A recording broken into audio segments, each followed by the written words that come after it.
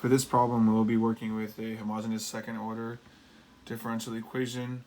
We will be solving it using constant coefficients. We've also been given some initial conditions here where y of 0 is equal to 3 and y prime of 0 is equal to 2. So jumping straight into the auxiliary equation, we see m squared minus m is equal to 0. If we factor out an m, we get m times the quantity m minus 1 is equal to 0. So we have two real solutions right here where m is equal to 0 and m is equal to 1. So we can use the generic formula for this where y is equal to c1 e to the mx. So y1 will be equal to c1 e to the 0x, and then y2 will be equal to c2 e to the x.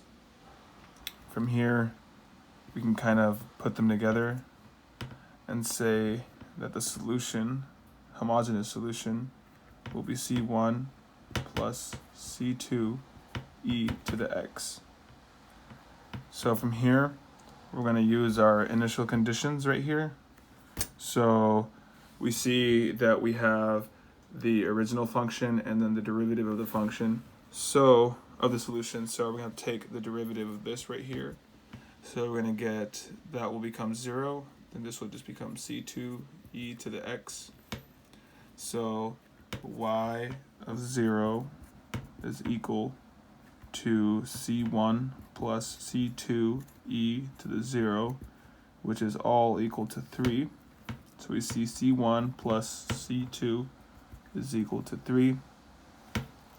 Now we're going to use the second initial condition, y prime of 0. And we just have c2 e to the x right there. So it's going to be c2 e to the 0, which will be equal to 2. So we have here c2 is equal to 2. So we have another equation right here where we can plug in into this one. We have a value for c2. So if we plug that in, we're going to get that c1 is equal to 1.